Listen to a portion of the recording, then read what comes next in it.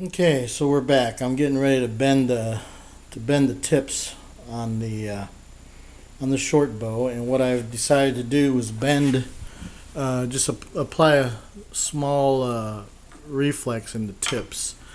This spacer is here because since I cut the nocks in the bow, if I put the tip in the form, you can see the pressure from bending may break the knock off. So I put this spacer in here to allow more surface area to be in contact with the tip, and that'll allow me to bend it without damaging the knock. This little mark right here is where I'm going to put the bow, and this little mark right here I believe is where I'm going to clamp it, and so it's just going to bend just a little bit. It's not going to go the whole radius of that bend. It's just going to bend just a little bit to give it a little reflex. Okay, so I'm going to heat up the tips on my little stove here and put it in the vise, and hopefully the bow won't crack while I'm bending it. We'll see.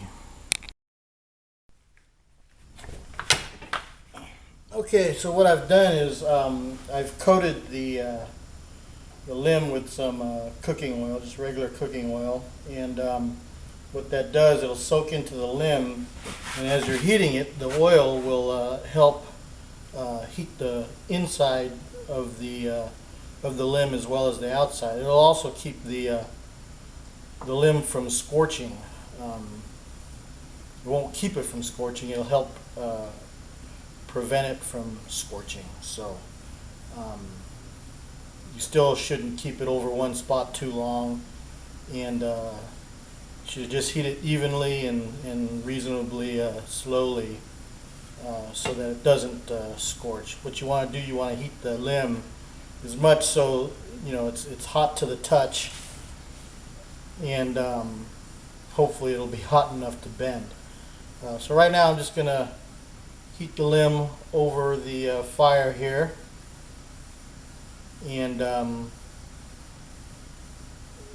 it'll heat up hopefully enough to bend. I'm going to turn the video off now, and when I get through with this, I'll turn it back on when I'm ready to put on the vise.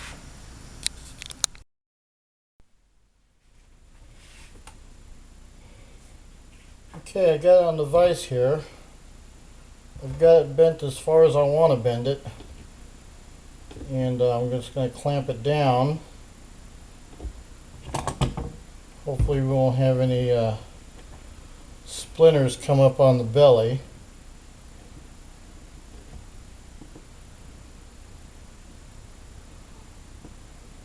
Put one more right here just to hold it.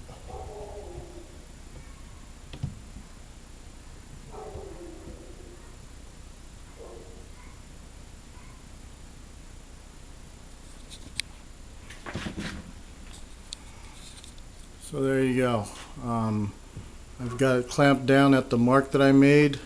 I decided to put it all the way down to the bottom, but you can see that there will be some sort of reflex in the limb once we take it out of the clamps. So I'll turn the video back on once I get it out. Okay, I took the first limb out of the vise, and you can see that there is a slight little reflex at the tip. It's not as pronounced as I would have liked to have it, but it is what it is. I didn't get any cracks or anything, so that's a good thing.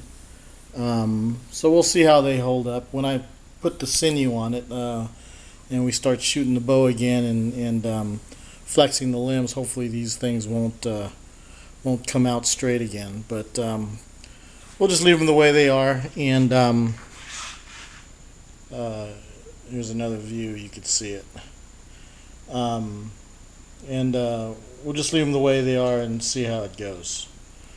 I need to trim down these tips a little bit, and I've got the second limb in the vise now. It's on the in the form, And again, I only brought it up to this line here, and you could see the angle or the amount of bend that we're going to be putting into it. So we'll let this thing cool down, and hopefully it'll come out the same as the other side. Okay, we got the bow out of the form. You can see that the tips are just slightly reflexed, and they look pretty good. Like I said, I just wanted to introduce just a slight reflex into the limbs. I didn't want to go through anything too dramatic as far as recurving them too much, but I think this will do. It's a short bow, and I think this will be fine. Anyway, so that's it for now. We're going to get some tendons and pound them up and make sinew, and then start sinewing the back of the bow. And from there we'll get it restrung in a couple of weeks, and get it strung, and then start doing the final tillering on it.